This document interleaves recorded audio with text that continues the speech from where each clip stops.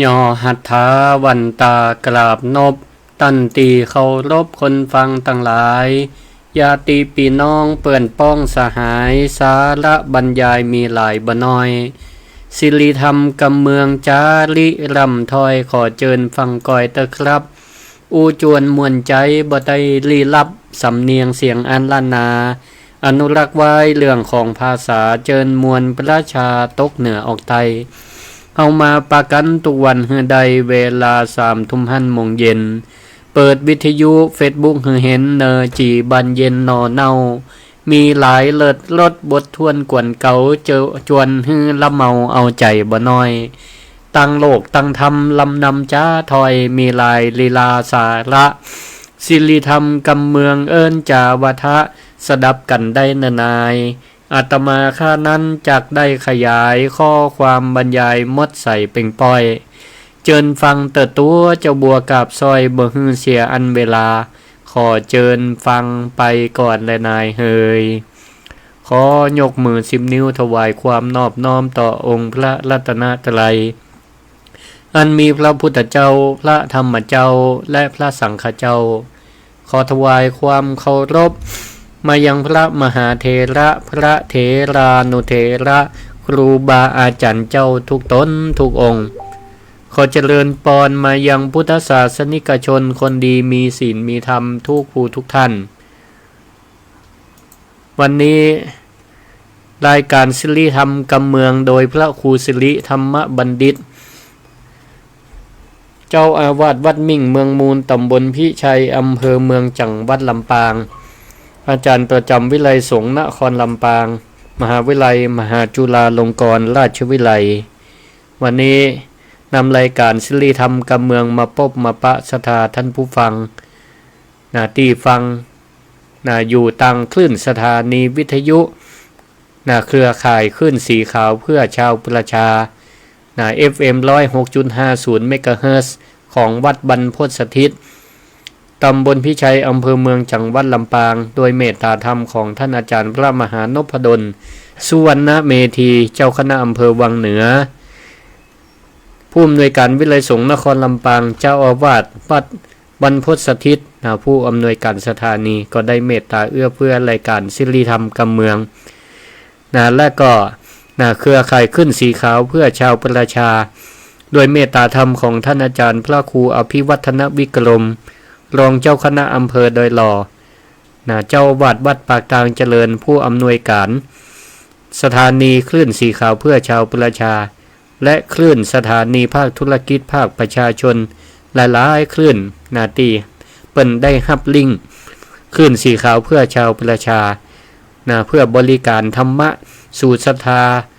ที่ฟังคลื่นรายการของเปิ้นก็ต้องขออนุโมทนาที่เปิ้นได้เอื้อเฟื้อคลื่นสถานีเอื้อเฟื้อเวลามีช่วงระยะเวลาเวลาหนึ่งศรัทธาเปิ้นได้ฟังรายการธรรมะก่อนรับก่อนนอนอย่างเช่นในค่ำคืนนี้ก็เหมือนกันวันนี้อาตมาก็มาส่งศรัทธาก่อนเข้ารับเข้านอนปกติแล้วก็ต้องออกกันในเวลาตั้งแต่20:00 ถึง 22:00 ก็ด้วยเหตุว่าวันนี้เป็นวันอาสาฬหบูชาศรัทธาญาติโยมหลายคนก็ทราบกันดีแล้วก็ไปร่วมกิจกรรมกันตั้งแต่เจ้าจนถึงเมื่อค่ำเมื่อคืนแม่เจ้าก่อนอย่างกันพ่องวันนี้ก็เป็นวันเข้าพรรษาของคนบ้านของตุเจ้าในเปิ่นเข้าวันผูกวันนี้เป็นวันอาสาฬหบูชาเปิ่นก็ป้ากันแปลงสำหรับกับเข้าไปตานขันเข้าขันน้ำเฮือกับผู้ภากาลีชนผู้ล่วงลับดับขันไปผู้บุคคลที่เป็นเข้ารบเป็นตีหักวันนี้ก็ถือว่าเฮาได้แสดงออกซึ่งความกตัญญูกตเวทีตานขันเข้าขันน้ำกันตั้งแต่เจ้ามีการทำบุญตักบาตรพ่องกตันผ้าอาบน้ำฝนเพื่อเป็นการรักษาธรรมเนียมประเพณีที่เฮาได้ทำพ่องก็ไปฟังเทศน์ฟังธรรมก็เริ่มศีลแรกตีอันพระสงฆ์องค์เจ้าเปิ้นได้เริ่มเทศน์เข้าพรรษากันพ่องก็ได้อธิษฐานทำความดี ร่วมกับพระสงฆ์ตัวบัจจัยการเข้าพรรษานี่เป็นเทศกาลของพระสงฆ์องค์เจ้าอย่างเดียวศรัทธาญาติโยมก็สามารถเข้าพรรษากับพระสงฆ์องค์เจ้าได้เหมือนกันพระสงฆ์เปิ้นอธิษฐานเข้าพรรษาอยู่ประจำวัดวาอารามบ่ไปจาริกที่ไหนถ้าไปได้ก็บ่เกิน7วันก็ต้องปิกมาส่วนศรัทธาญาติโยมถือโอกาสว่าเข้าพรรษาก็อธิษฐานบำเพ็ญบารมีเนาะตั้งสัจจะบารมีบำเพ็ญเพียรความดีอย่างใดอย่างหนึ่งหรือหลายอย่างก็ได้ในช่วงเข้าพรรษากันพ่องก็ขออันอธิษฐานเข้าพรรษางดเหล้าเข้าพรรษานี่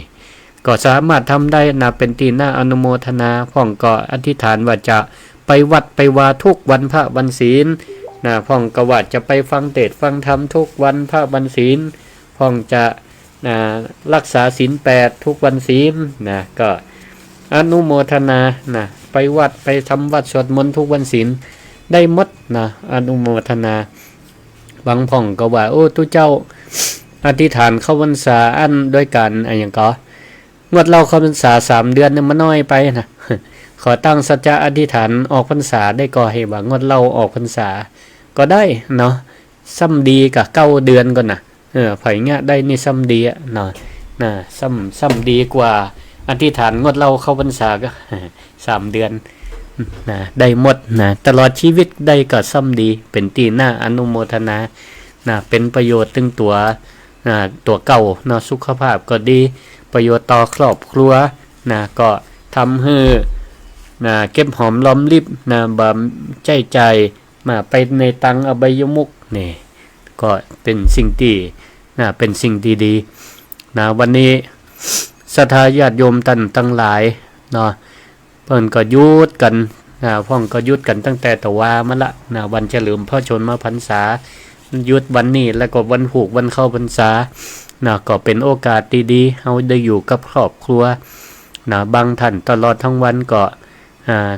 วันนี้ก็ไปทำกิจกรรมตีวัดตีวาพ่องก็3 เวลาตั้งแต่เจ้ากลางวันแม่แรงมีการเวียนเทียนตะกี้ก็ที่วัดมิ่งเมืองมูลศรัทธาก็มาทำวัดสวดมนต์แรงเป็นประจำทุกวันพระอยู่ละเจริญภาวนาตัว1 ชั่วโมง1 ทุ่มถึง2 ทุ่มตะกี้ก็ได้ถ่ายทอดสดไปตัวพ่องก็ได้ไหว้พระสวดมนต์อยู่บ้านอยู่จองไปตัวก็น่าอนุโมทนาสาธุและวันนี้ก็เป็นวันพิเศษวันอาสาฬหบูชาก็มีการเวียนเทียนกันรอบอุโบสถกันพอเสร็จเรียบร้อยก็หีบฟังมาออกรายการกัวบตันพ่องก็กัวศรัทธาว่าโอ้วันนี้เปิ้นท่านบ่มีตู้เจ้าออกรายการก้าเปิดเพลงเดี๋ยวจะรับเฮียก่อนไผบ่รับก็เดี๋ยวโทรมารายงานตัวกันตั้งแต่เดี๋ยวเปิดก่อนจะจบรายการสัก3:50เดี๋ยวเปิดไมค์ให้เปิดสายให้โทรเข้ามาแล้วกันวันนี้ศรัทธาญาติโยมท่านทั้งหลายเฮาก็ไปวัดไปวาพ่องก็ว่าวันนี้วันอะไรอย่างก็วันอาสาฬหบูชาก็ถือว่าเป็น1ใน4ของวันสำคัญทางพระพุทธศาสนามีอยู่4วันสำคัญทางพระพุทธศาสนาที่วันเกี่ยวกับพระพุทธศาสนาพระพุทธเจ้า1วันวิสาขบูชาก็เพิ่งผ่านมาเมื่อ2 เดือนที่แล้ว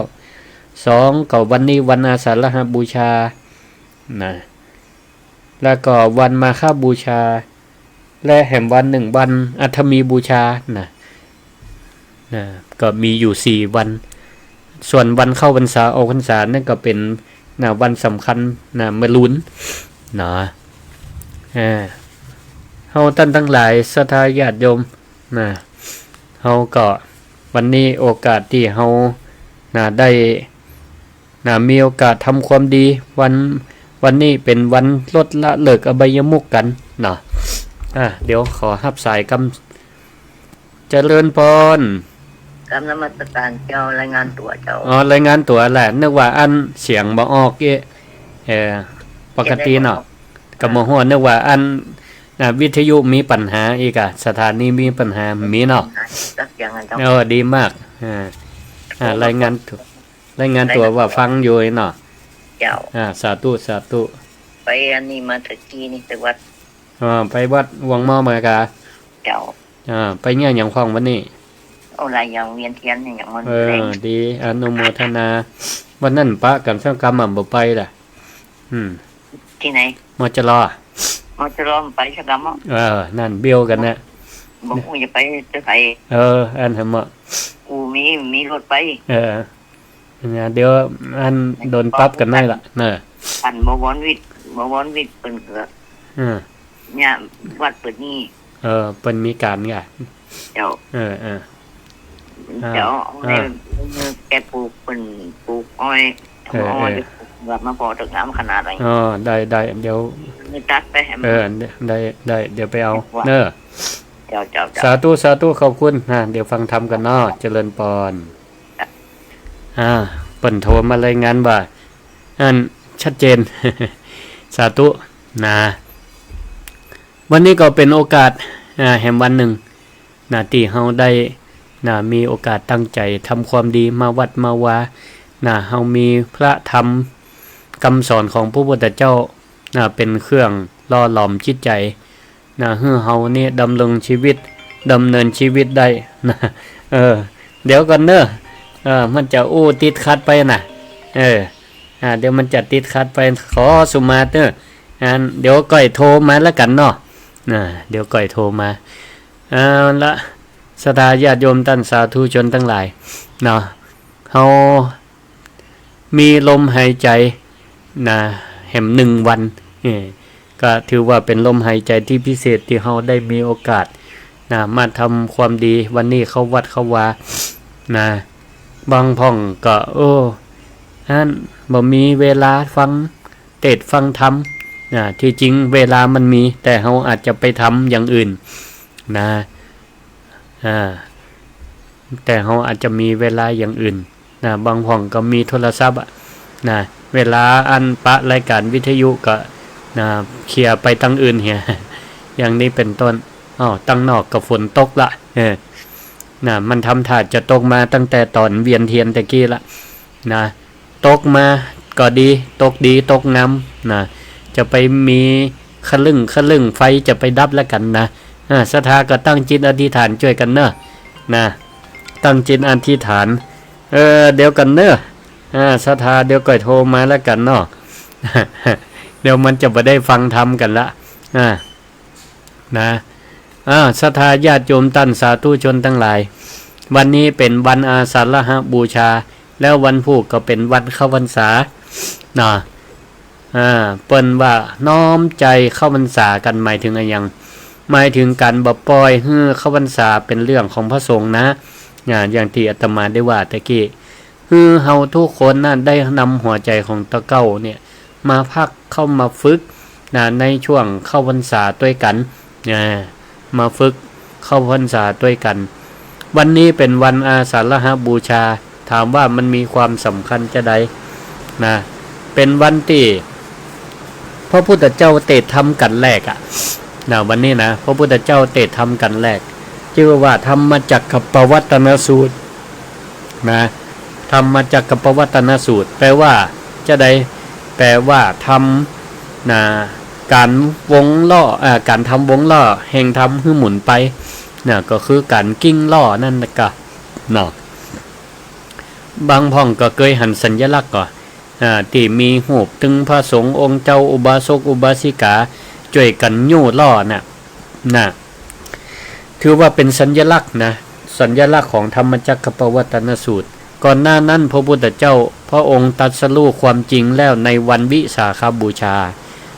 แต่ความจริงนั้นยังอยู่ในตัวของพระพุทธเจ้าบ่ได้ประกาศให้คนอื่นได้ฮู้ตามก็เปรียบเหมือนกับดวงประทีปที่พระองค์ถูกจุดขึ้นมาแล้ว1 ดวงแต่ว่าบ่ได้ส่งต่อบ่ได้ส่งต่อไปให้คนอื่นๆเมื่อพระพุทธองค์ทรงเทศธรรมปฐมเทศนาชื่อว่าธรรมจักรปวัตตนสูตรนี้ก็เปรียบเหมือนกับการนำไฟ จุดปัญญาจุดต่อไปหาตนอื่นก็คือพระปัญจวัคคีย์ในวันนี้วันอาสาฬหบูชาหนึ่งเป็นวันที่พระพุทธเจ้าเทศน์ธรรมกันแรกชื่อธรรมจักรปวัตนสูตร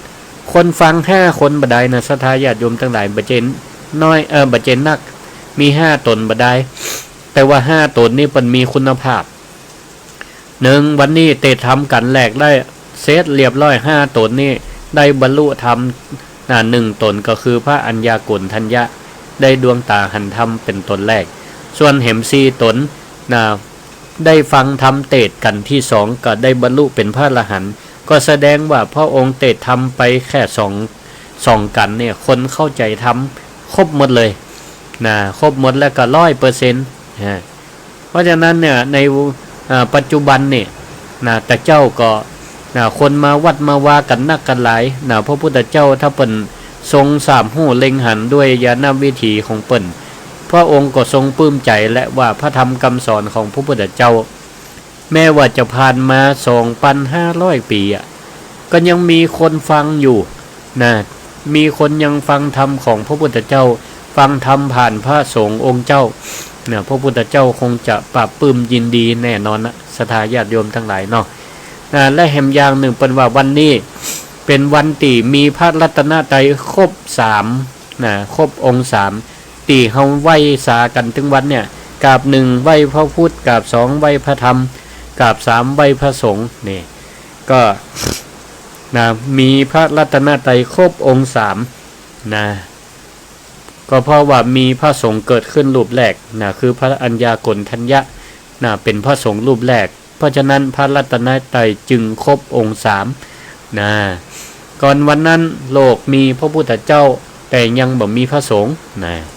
เพราะฉะนั้นในวันอาสาฬหบูชานี้ถือว่าเป็นวันสำคัญเป็นวันสำคัญยิ่งบัดใจเป็นวันที่เฮาจะนำดอกไม้ธูปเทียนไปเวียนรอบอุโบสถเตาอั้นการเวียนเทียนเนี่ยมันเป็นพิธีกรรมแต่มันทรงธรรมะฮือเฮาฮือเฮานั่นได้อย่างพ่องเปิ้นตึงว่าเวียนรอบแรกเฮือนึกถึงพระพุทธคุณสวดบทอิติปิโส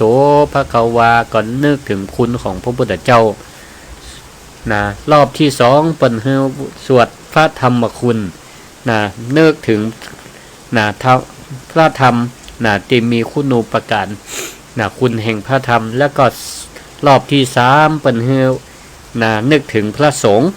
คุณของพระสงฆ์สาวกและยิ่งกว่านั้นก็คือเมื่อเท่าเฮาเนี่ยได้เดินรอบอุโบสถเฮาก็จะหันว่าเปิ้นมาฮือใส่เกิบศรัทธาญาติโยมทั้งหลายเพราะอันหยังเพราะเป็นการเคารพต่อพระพุทธพระธรรมพระสงฆ์และแห่งยังคือเท่าเฮาเนี่ยได้สัมผัสกับพื้นเนี่ยซึ่งมันมีความคุค่าพ่องเรียบพ่องเฮาจะได้เข้าใจธรรมะเฮาจะได้ธรรมะและจะได้สติใจเฮานี่จะได้ฮู้และใจเฮาจะได้ถามตัวเก่าเฮาจะได้ถามใจตัวเก่าว่าใจเฮายังเวียนอยู่นั้นด้วยอยู่หลอบด้วยความโลภกอนี่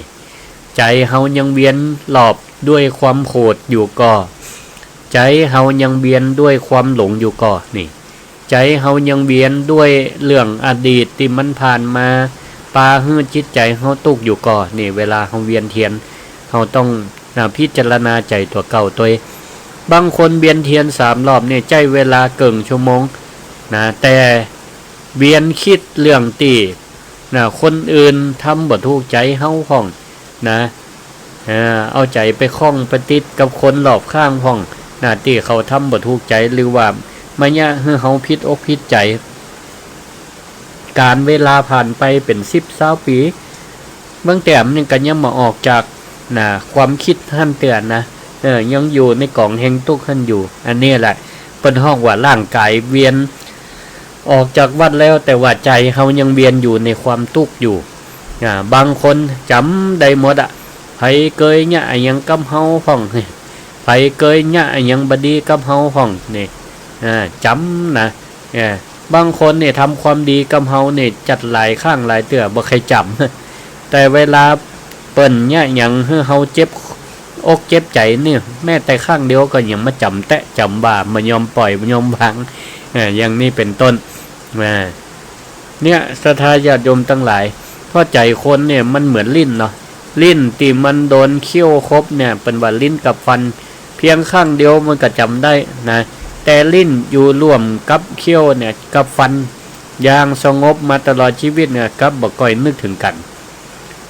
ธรรมะก็เลยสอนให้เฮาเนี่ยนะได้พอทั้งสองด้านเนาะมายึดแต่สิ่งที่มันผิดหวังและก็บ่ยอมเฮาบ่จมอยู่กับสิ่งที่เสียอกเสียใจนะและบ่ปล่อยให้เหตุการณ์เพียงครั้งเดียวน่ะทำลายความสัมพันธ์ที่ดีที่เฮาสร้างกันมาหลายปีนะเวลาเฮาจะโคตรกันนี่นะศรัทธาญาติโยมทั้งหลายเนาะลองพอมุมกับของเนาะว่าเคยดีกันนะยังปีกับน้องเนี่ยนะทำดีต่อกันมานักเพียงใดนะพิษใจกันแก่เดียวโน้เป็นโคตรเป็นเกียรตินะบ่พอหน้าพอตาเนี่ยก็เพราะว่าเฮาเนี่ยมองข้ามความดีของกันและกันนะภายหลังจากที่พระพุทธเจ้าทรงตรัสรู้ใต้ต้นสีมหาโพธิ์ตะกอนเนี่ยเก้าโพเปิ่นห้องว่าเก้าโพนะเปิ่นห้องว่าเก้าอัศทะ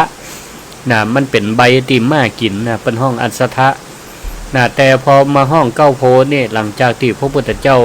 ได้ตรัสรู้เป็นพระพุทธเจ้าหรือโพธินี่แปลว่าตรัสรู้เพราะฉะนั้นเปิ่นเลยห้องว่าต้นโพธิก็คือต้นที่พระพุทธเจ้าตรัสรู้นั่นเองพระพุทธเจ้าก็พิจารณาธรรมหนอที่พระองค์ได้ตรัสรู้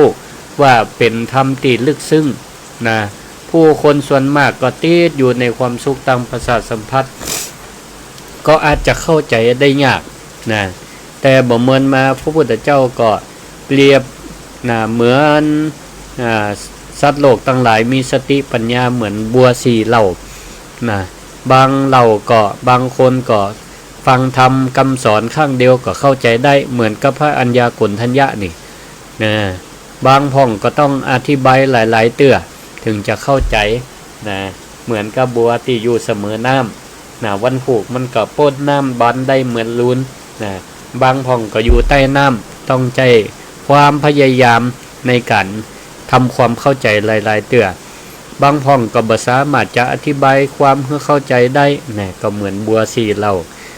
เพราะฉะนั้นมนุษย์เฮาก็เหมือนกันบางคนก็บ่ยอมบ่พร้อมที่จะฟังธรรม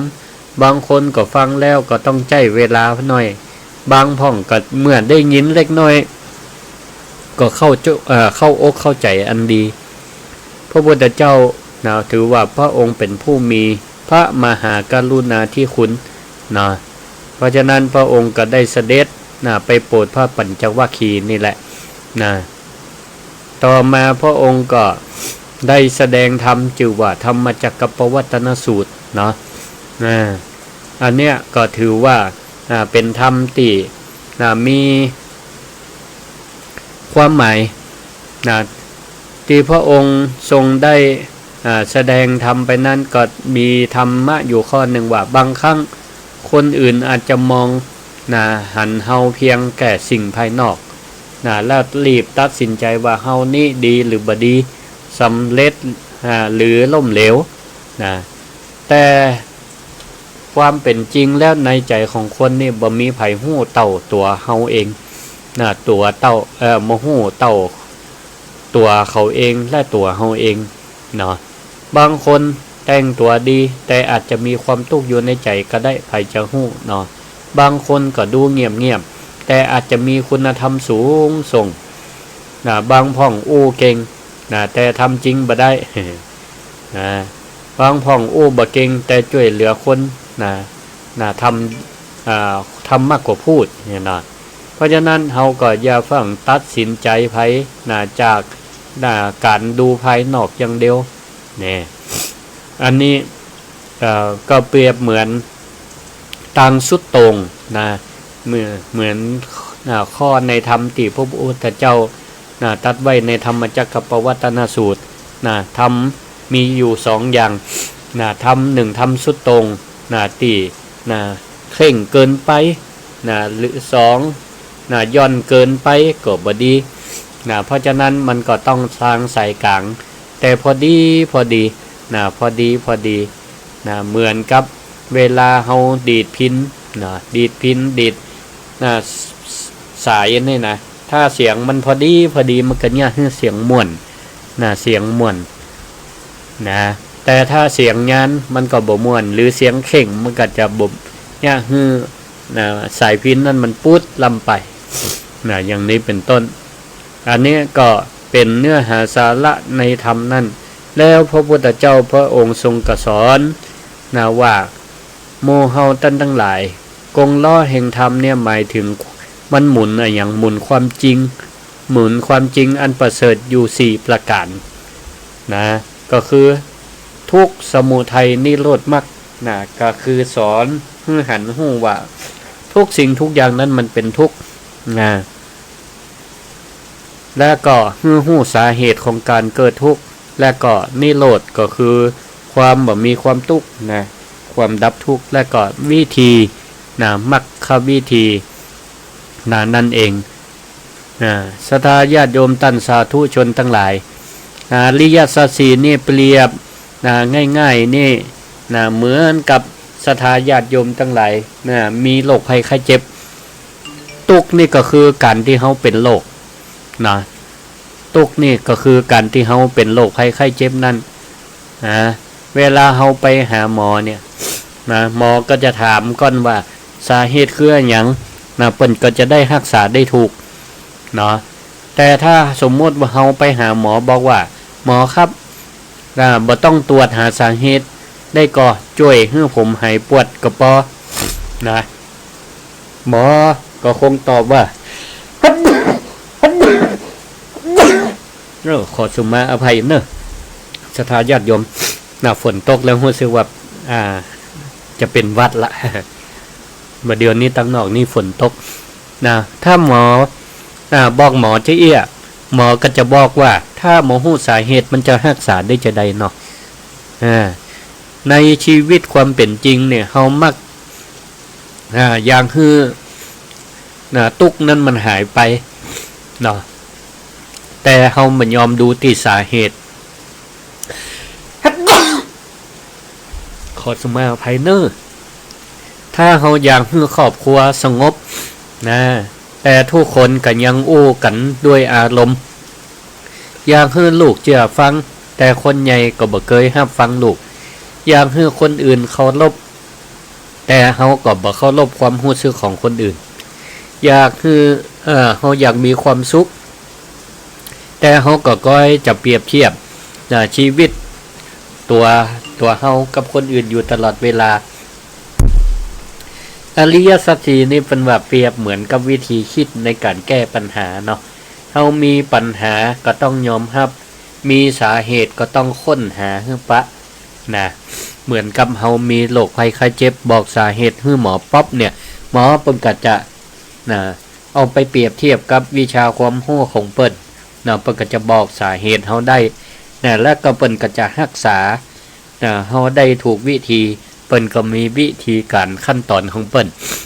เฮาก็จะหายจากโรคภัยไข้เจ็บนั้นได้มียามียาแต่เฮาบ่ฮู้เฮาอ่านวิธีการรักษาหมดแต่เฮาบ่กินยามันก็บ่หายพระพุทธเจ้า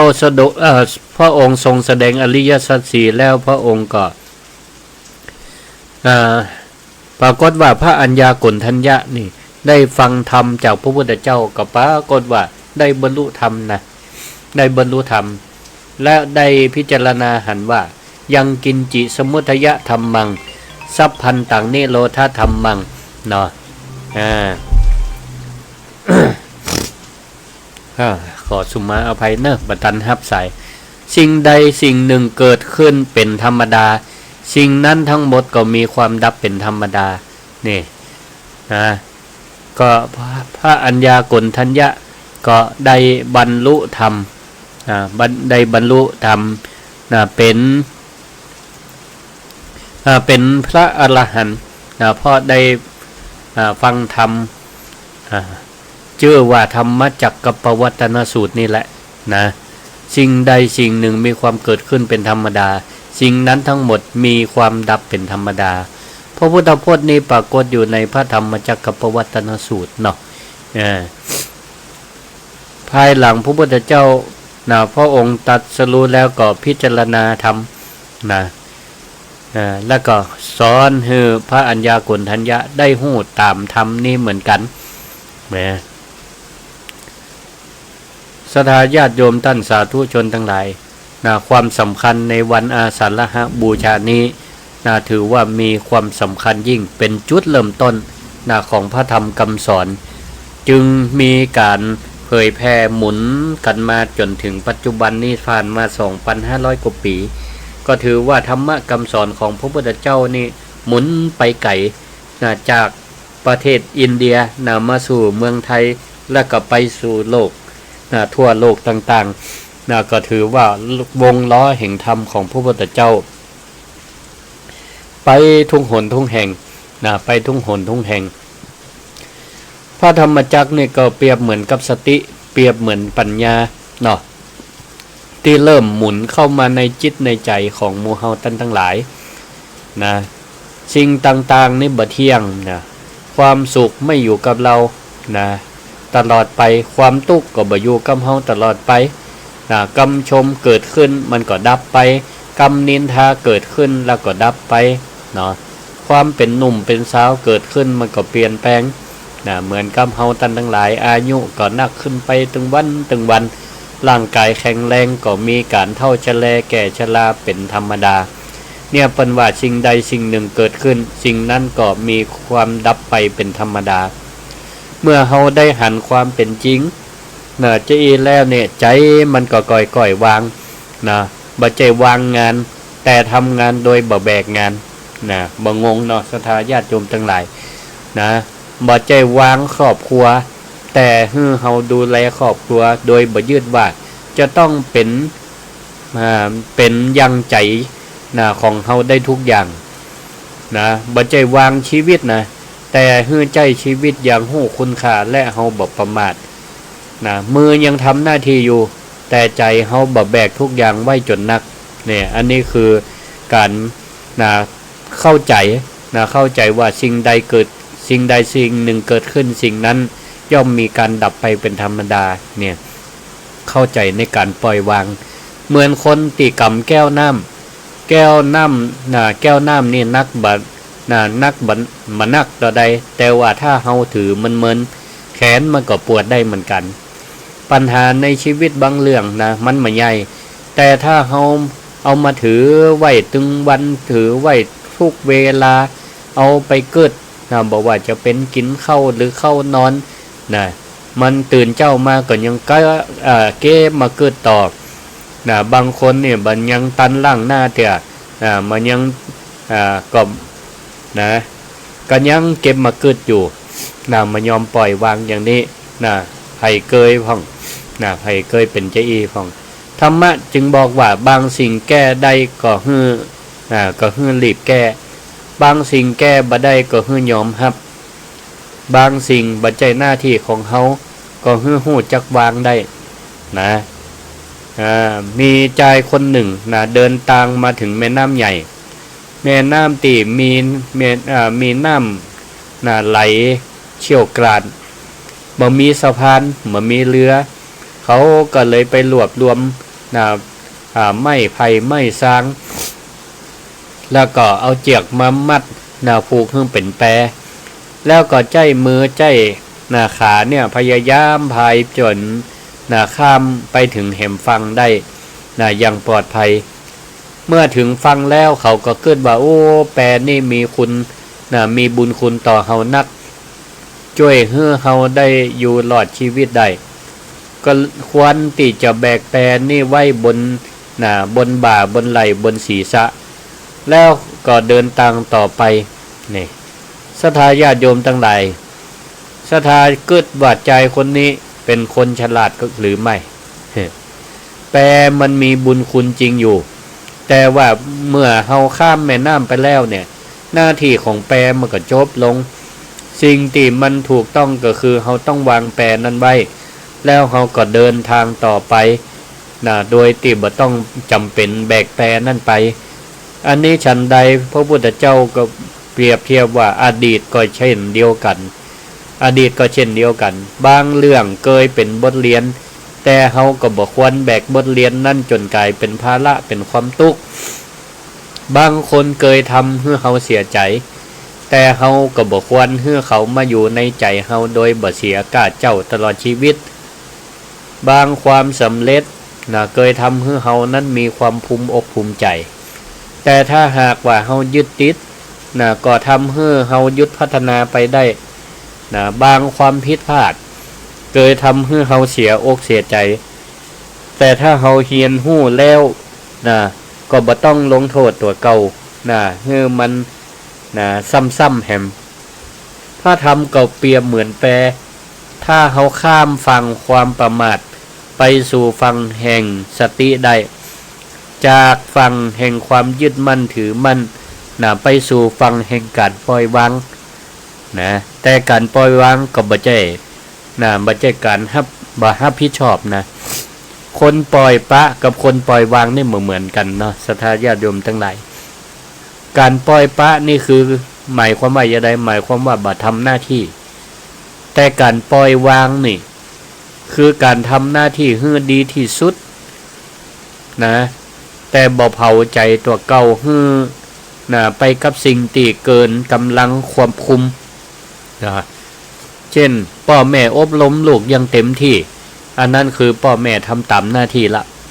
แต่เฮาจะมาบังคับให้ลูกมาเกิดเหมือนเฮาเกิดทุกเรื่องนั้นมันก็เป็นไปบ่ได้คือส่วนที่ต้องวางเฮาทำความดีอย่างเต็มกำลังอันนั้นคือหน้าที่แต่จะให้ทุกคนเข้าใจและชื่นชมเฮาบ่ได้นั่นคือส่วนที่เฮาจะต้องวางเนื่องในโอกาสวันอาสาฬหบูชาถ้าเฮาเข้าใจความหมายก็จะถือว่าท่านเฮาท่านทั้งหลายเข้าใจในวันอาสาฬหบูชาได้ดีส่วนวันผูกนี่เป็นวันเข้าพรรษาที่จริงแล้วมันต่างกรรมต่างวาระมันบ่ใช่เหตุการณ์เกิดขึ้นพร้อมกันวันเข้าพรรษานี่เป็นวันที่พระพุทธเจ้าทรงบัญญัติบัญญัติพระวินัยของภิกษุทั้งหลายว่าในฤดูกาลเข้าพรรษานี้ขอพระสงฆ์องค์เจ้าได้ยั่งจาริกแสวงบุญก่อนยั่งการเดินทางให้อยู่ศึกษาพระธรรมวินัยอยู่ในวัดวาอารามตีใดตีหนึ่งก่อนเปิ้นห้องว่าอธิษฐานอยู่จำพรรษาตลอดฤดูฝนเป็นเวลา3เดือนต่างได้โอกาสศึกษาพระธรรมวินัยปฏิบัติธรรมเข้าพรรษานั้นบ่ได้มีเฉพาะเจาะจงแต่พระสงฆ์องค์เจ้าเพิ่นว่ามันคือเป็นระเบียบของการจำพรรษาของภิกษุสามเณรแต่เฮาก็สามารถเอามาประยุกต์ใช้กับศรัทธาญาติโยมสาธุชนทั้งหลายได้เหมือนกันพระจำพรรษาอยู่วัดโยมก็ควรจำความดีไว้ในใจเหมือนกันเพิ่นห้องว่าเอาความดีไว้ในใจพระสงฆ์ลดจากการเดินทางศรัทธาญาติโยมก็ถือโอกาสลดการเดินทางของใจไปสู่อดีตหรืออนาคตเพิ่นว่าให้อยู่กับปัจจุบันพระเพิ่นมีโอกาสได้ศึกษาพระธรรมวินัยศรัทธาญาติโยมก็มีโอกาสได้ศึกษาความคิดศึกษากรรมศึกษาการกระทำของเฮาหรือการฝึกการการคิดการทำของเฮาด้วยการไปวัดไปว่าทุกวันพระวันศีลมันฟังธรรมะบางพ่องบ่ได้ไปก็อยู่บ้านฟังธรรมะจากวิทยุคลื่นสีขาวเพื่อชาวประชาก็ได้โอกาสปฏิบัติธรรมได้อยู่จำพรรษาไปในตัวอย่างนี้ศรัทธาญาติโยมท่านทั้งหลายมีลักในการปฏิบัติในช่วงเข้าพรรษาก็ขอให้เฮาท่านทั้งหลาย ได้ฝึกปฏิบัติอย่างน้อยคนละ3ข้อนะมีอย่างพ้องหยุด1นะลด1แล้วก็เพิ่ม1จำไว้เนอะ ในช่วงเข้าพรรษานี่นะให้เฮาตั้งจิตอธิษฐานเข้าพรรษาเนอะหยุด1ลด1เพิ่ม1มีอย่างพ้องหยุด1ก็หมายความว่าหยุดความชั่วอย่าง1เช่นหยุดหยุดในการละเมิดศีล5นะหยุดดื่มของมึนเมากะหยุดหยุดงดเหล้าเข้าพรรษาหยุดการพนันขันต่อหยุดนินทาเราน่าจะควรหยุดกรรมกรรมหยาบหรือหยุดส่งข้อความที่มันไปทำลายจิตใจคนอื่นนี่มีสติในการทำส่วนลดหยุดบ่ได้ก็ว่าลดก็คือลดอะไรอย่างลดกิเลสหรือนิสัยที่ทำให้ตัวเก่าและคนอื่นเดือดร้อนนี่เขาก็ลดเช่นอย่างพ้องลดความโกรธลงลดการใจอารมณ์ลงลดการซื้อของจำเป็นก็มาเดี๋ยวนี้โอ้ยแม่มจะไปกาดไปลีแม่มจะไปห้างไปเวียงสักเตือให้แต่ว่าบัดเดี๋ยวนี้อยู่บ้านก็ซื้อได้เหมือนกันเนี่ยเขาเอาห้างมาอยู่ในบ้านในจองแล้วบัดเดี๋ยวนี้สั่งตังออนไลน์ก็ได้แต่ละวันนี่ก็มีพนักงานมาส่งคว้าส่งของถ้าเฮาหยุดเฮาลดลงห้องก็ดีก็จะได้ประหยัดโทรศัพท์บางเครื่องนี่มีรายงานด้วยสมัยใหม่ว่าวันนี้เฮาใจหน้าจอกี่ชั่วโมงเนี่ยมันจะบอกเลยนะถ้าเฮาเปิดเข้าเช็คหน้าจอกันเนี่ยไถหน้าจอเนี่ยกี่เตื้อมันมีเครื่องจับด้วยนะสถาญาติโยมทั้งหลายมันจะบอกได้เลยว่าวันนี้เขาใจไปกี่ชั่วโมงรวมแล้วแต่ถ้าถ้ามันมีการรายงานถ้าหื้อใจมันรายงานได้ว่าวันนี้เขามีเวลาโคดกี่ชั่วโมงนี่ถ้าจะดีเนาะ ใจเวลานินทาไปกี่นาทีเขาใจเวลาเมตตาคนอื่นกี่ครั้งนี่ถ้าจะดีเนาะมันมีเครื่องวัดใจอินนี่ถ้าจะเข้าท่าดีเหมือนกันนะมันจะได้หู้เฮาว่าเฮาเนี่ยโอ้วันหนึ่งเนี่ยเฮามีเวลาโคด คนอื่นเนี่ยนักก็ว่ามันน้อยเฮาใจความเมตตาเฮามีความเมตตากรุณามันนักก็ว่ามันน้อยนี่ถ้าอันใดมันนักมันน้อยเหลือกันเนี่ยในฝ่ายบดีมันนักเฮาก็ลดลงฝ่ายดีมันน้อยเฮาก็จะได้เพิ่มขึ้นอย่างเนี้ยจัดดีเหมือนกันเนาะตะกี้หยุด1ลด1ตอนนี้เพิ่ม1เพิ่ม1ก็คือเพิ่มความดีคือเพิ่มความดีขึ้นยิ่งขึ้นไปเช่นเพิ่มการสวดมนต์วันพระวันศีลเนาะไปรวมสวดมนต์เพิ่มการเจริญสติให้หนักขึ้นวันนี้เขามีสติอยู่กี่ครั้งมีสติอยู่กับเนื้อกับตัวอยู่กี่เตื้อเนี่ยเขาก็เพิ่มขึ้นแต่ละวันเพิ่มการฟังธรรมะวันนี้เขาฟังรายการธรรมะกี่ชั่วโมงกี่นาทีนี่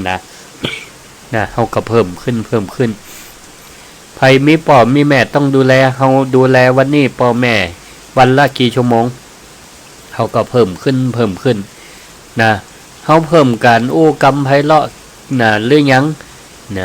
เพิ่มการให้อภัยซึ่งกันและกันหรือยังนี่เปิ้นห้องว่าเพิ่มจำได้ก็หยุด1เพิ่มลด1เพิ่ม1หยุด1ลด1เพิ่ม1ถ้าเราทำ3อย่างนี่ตลอดพรรษาเนี่ย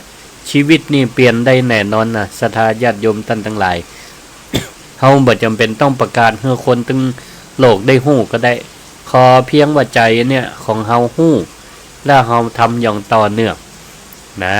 การเปลี่ยนแปลงที่ยั่งยืนบ่จำเป็นจะต้องเจริญเติบโตต้นไม้ใหญ่เริ่มจากเมล็ดน้อย แม่น้ำใหญ่มันเริ่มจากหยดน้ำหรือว่าสายน้ำน้อยๆคนดีก็เหมือนกันเริ่มจากความคิดดีเพียงหนึ่งครั้งแต่ถ้าเราทำซ้ำๆอยู่หลายครั้งมันก็จะกลายเป็นนิสัยของเราศรัทธาญาติโยมท่านสาธุชนทั้งหลายวันนี้ก็ได้จามาเนาะอย่างพ่องอริยสัจสี่เนาะพระพุทธเจ้าสอนเฮาว่ามีปัญหาก็ต้องกล้ายอมรับมีสาเหตุก็ต้องกล้าค้นหามีความดับทุกข์เฮาก็ต้องมีความหวังมีหนทางเฮาก็ต้องรีบลงมือเดินรีบลงมือทำไปบ่เดินแตนเฮาได้บ่มีไผเดินแตนเฮาได้พระพุทธเจ้าเป็นผู้บอกทางพระธรรมนี่เปรียบเหมือนแผนที่ส่วนพระสงฆ์นี่เป็นผู้เดินตามและถ่ายทอดส่วนตัวเฮาท่านทั้งหลายก็ต้องใจเท้าของเฮาเนี่ยในการเดินด้วยตัวเฮาเองด้วยลำแข้งลำขาตัวเฮาเองวันเข้าพรรษาสอนให้เฮาหยุดเพื่อที่เฮาจะได้หันตัวเก่าชัดขึ้นน้ำตีคุณถ้าเฮาวางไว้นิ่งๆตะกอนมันก็ยังนอนก้นน้ำมันก็ใสใจตีมันวุ่นมันถ้าเฮาหากเขาหยุดคิดหยุดหยุดตามอารมณ์ไปพ่องปัญญามันก็จะเกิดได้เหมือนกันอย่างนี้ศรัทธาญาติโยมท่านสาธุชนทั้งหลายวันนี้เสียงบ่ค่อยดีเลยละเปิดไมค์แล้วตอนนี้064-949-5999เสียงแข่งกับเสียงฝนตอนนี้ตั้งนอกก็ฝนตกหนักตีใดฝนตกห้องก็โทรมารายงานได้ยังฟังชัดเจนดีอยู่ก็ฟังที่ไหนตั้งใดก็โทรแจ้งรายการได้รายการศิริธรรมกำเมืองโดยพระครูศิริธรรมบัณฑิตก็ว่าวันนี้พ่องก็ไปนอนวัดนอนวาลำหูเนาะบัลลังก์เขารับข้อนอนมันหูกลูกเจ้าทำวัดสวดมนต์ก็ว่าจะได้ไผ่บรับแต่ก็โทรมารายงานศิริธรรมกำเมืองกันได้รายงานสถานีโดยฟังอยู่ที่ไหนตั้งใดขึ้นตั้งใดก็โทรมาบอกกันได้เสียงชัดบ่ชัด064-949-5999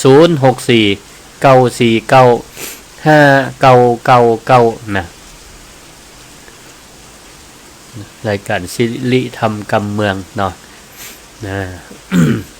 ห้องก็ได้ถือโอกาสอธิษฐานเข้าพรรษากันวันนี้ในวันนี้ไปวัดไปวาใกล้บ้าน เจริญปอนไปจัดเจ้าสวัสดิ์แม่ยังก็แม่คำจันแม่คำจันฟังตังใดฟังตังใดแม่ทั้งคืนของคนดาวนี่เจ้าจังหวัดไหนจังหวัดนาเจ้าเจ้าอยู่บ้านแม่ขวังตำบลไผ่ขาวอำเภอพานจังหวัดเชียงรายเจ้าอำเภอพานเชียงรายชัดเจนดีสาธุเจ้าอนุโมทนาขอบคุณอยู่ดีมีสุขเจริญปอนฮัลโหลแม่ยังก็แม่เรียนกันวังเหนือเเหนือเส้นต่อวังเหนือลำปางนั่นแหละฟังขึ้นยังฟังขึ้น944เจ้าแม่ขจานกันชัดสาธุฝนบ่ตกก็ล่ะฝนตกได้เยอะเลยเจ้ากันนี่ตกนักขนาดตกนักสาธุขอบคุณที่โทรหาเจริญปอนสาธุเจ้าเจริญปอนมาสการไหว้พระเจ้าแม่บรรเย็นเจริญปอนจำเสียงแม่บรรเย็นได้ได้อยู่ขึ้นอย่างวัดบรรพตกะขึ้นวัดบรรพตเนี่ยเจ้าสาธุชัดเจนดีที่บ้านท่านพระครูฝนตกแล้วที่มาเข้าบ่ตกตกหนักเลยตอนนี้นะจัดหนักแหละชัดเจนดีเจ้าชัดเจนดีสาธุเจริญพร แต่ลูกบ้า อยู่ดีมีสุขเจริญปน เจ้าวัดสัตว์เจ้าท่าน แม่มาไล่เนาะสาธุฟังคืนใด คือของ วัดบรรพตกะ มันสดเจ้า 106.5 ชัดเจนดีไปวัดไปวากับวันนี้ไปเจ้าไปเวลาใดวันนี้ไม่คืนอย่างนี้แม่ไปมันสะดวกเจ้าแม่เลยไว้ที่บ้านเอาเนาะเจ้าสาธุวันนี้ก็ไปมาเจ้าสาธุเจริญปอนเด้ออยู่ดีมีสุขเจริญปอนฟังเด้อเจริญปอนเจ้าปิดวิทยุก่อนกะฝนตกบ้านแม่นิดบ่ตกเนอะล่ะป้าห้องมาได้เนี่ยเดี๋ยวกระตุยไปเจ้าแม่ฟังสาธุเนอะขอบคุณสาธุทำวัดมาแล้วก็เลยมาฟังมาเดียวนี่อนุโมทนาเด้อสาธุแม่ฝาก2ปัจจัยสนันไปได้สาธุขอบคุณหลายเนอะ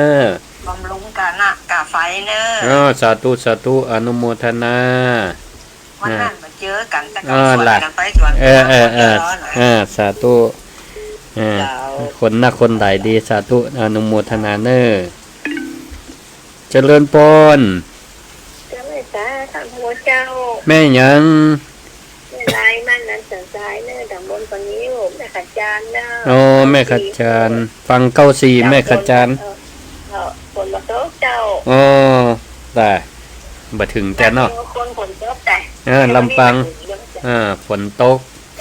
เป็นกำลังใจถ้าบางคนขอบคุณเจริญปอนสาธุอยู่ดีมีสุขเจริญปอนสายว่างแล้วเนอะตะกี้ไผติดแม่แก้วสิงแก้วกะโทรมาเจริญปอนไปสาเจ้าทักอูแม่บุญนาคเนาะเจ้าสาธุฟังคืนเนี่ยวัดฟังคืนวัดบรรพตเจ้าค่าห้องนุ่มๆนะตกน้อยๆเนี่ยจ้ะเพศนี่ตกนักเลยทราบฝนน่ะเป็นวัดแล้วมื้อเดี๋ยวนี้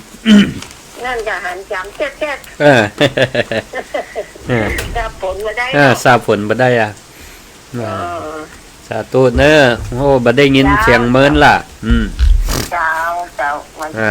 เจริญปอนเ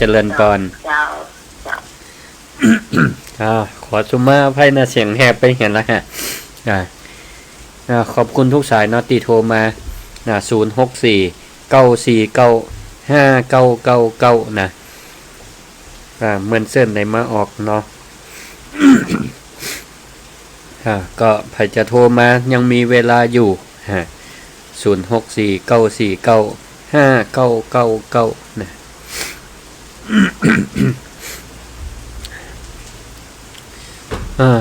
เสียงแหบเสียงหายไปเห็นละ ตอนนี้ตั้งนอกก็ฝนตกนะแต่กันยังห้อนอยู่นะฝนตกยังห้อนประเดี๋ยวเจริญปอนแม่ยังก็อันนี้แม่ฟองบ้านแซวเจ้าจังหวัดไหนนี่จังหวัดเชียงรายเจ้าบ้านแซวเชียงแสนเชียงรายเจ้าเชียงแสนพวกกันนะดังไก่เนาะหลวงปู่อ้นนะเจ้าความเคลื่อนในยังของดารุณีเจ้าดารุณีจังไห้เนาะเจ้าชัดเจนดีเจ้า2 วันไม่ได้ฟังเจ้าวันจันทร์ตีนวันจันทร์ไม่ได้ฟังนี่ยังถึง2โมโหหายถึง2กะไปวัดเดี๋ยวบัดนี้ว่าไปวัดก่อนวันนี้ฮัลโหลแล้วก็มาฟังฟังวิทยุตัวแต่เจ้าก็ไปฟังที่วัดเจ้าสาธุเจ้าเฮ็ดละขอบคุณหลายโทรหากันเนอะเจ้าสาธุเจริญพร เจริญปอน ฮัลโหล จานเจ้า แม่หยัง แม่สุกแก้ว อ๋อแม่สุกแก้ว เนี่ย เอ้ย มันโฮงละปูนเด้อ สาธุ เจ้าได้ฟังอยู่เด้อ อ้าวฟัง ลูกหลานแม่ได้ฟังอยู่เด้อ โอ้ แก้ว สาธุอนุโมทนา ต้องฟังกันนักกันหลายเด้อท่านอาจารย์เจ้า โอ้ดีละจวนกันฟังธรรมมันดีละเด้อ เจ้าช่วงข้าพเจ้านี่จำฟังกันขนาด โอ้ ไปเลยเด้ ดี อ สาธุเน้อ เจ้าแกะไว้จ้าเด้อ อยู่ดีมีสุขอยู่ดีมีสุข เจ้าเราจัดตูจ้า เจริญปอน โหลเจ้าจักรูเจ้า แม่หยัง เจ้าแม่สุพรรณกรุงศรีเจ้า ฟังตั้งใดแม่ ดูไม่แล้วเจ้าไม่แล้วตะบนนพดาเจ้า อ๋อจังไห้กะ จังหาย โอ้ไปไก่ จังหาย ขึ้นอะหยัง ไม่แล้วตะบนนพดาเจ้า ขึ้นดารุณีกะ คุณนรุนี้เจ้า โอ้สาธุอนุโมทนา ชัดเจนดีเนาะ เจ้าชัดเจนนี้ขนาดเจ้าฟังมันทุกวันเลยเจ้า โอ้อนุโมทนาสาธุดีละ เจ้า อยู่ดีมีสุขขอบคุณหลายที่โทรหากันเนอเจริญปอน เจ้า เจริญปอน ฮัลโหล สวัสดีเจ้า แม่หยัง ป้อยังป้ออู้เลย พ่อบุญ อ้าว ว่าพ่อบุญว่า อ้าว ชัดเจนดีครับ ชั มา ด ฟังจากสถานีแม่วางดิเลโอครับ อ๋อโยมเพิ่มแม่วางจังใหม่เนาะ ผมอยู่เปอร์ปะซางครับ อ๋อป่าสัง เอาฟังชัดเจนดีครับ อ๋อขอบคุณหลายที่โทรหากัน ไหว้สา เออ ไหว้สาคำนะ อนุโมทนา ใจละอ่อนโทรขึ้นแหละ สาธุโทรบักจ้างครับ ดีละขอบคุณที่โทรหากันเนอะอยู่ดีมีสุข สาธุ เจริญปอนเจริญปอนแม่หยัง เจ้า แนะนำตัว แต่งานตัวไอ้น้อง เออ อายุไม่ใจเจ้า อยู่แม่ใจพะเยากะ จันทองไม่จันทองเจ้า แม่จันฟ้อง อยู่แม่ใจพะเยาล่ะ ทางเจ้าทางเสียนอย่างก็คนรักพะเยาหน่อย คนรักพะเยาชัดเจนดีสาธุ ทางสักเป็นดีเนาะ พะเยาฝนตกกอ โอ้บัตรตุก อ๋อ ตุกที่อื่นคนไหน ข้ามมาลำปางเนี่ยนะ บัตรตุกข้างก็ตั้งพะเยาไล่อย่างนู้นนะ น้ำก้อนมันนักละเขาเลยแบ่งมาลำปางอ่ะเนาะ เจ้า ขอบคุณหลายที่โทรหาเนอเจริญปอน เลย เจริญปอน สาธุจำแม่บัวได้อยู่ จำได้แม่บัวสันทราย เจ้านึกว่าพระอาจารย์ลืมแล้ว บ่ลืมใต้ฝนมาตกเลยจะพระอาจารย์จะไม่อ่ะ บ่โตกะ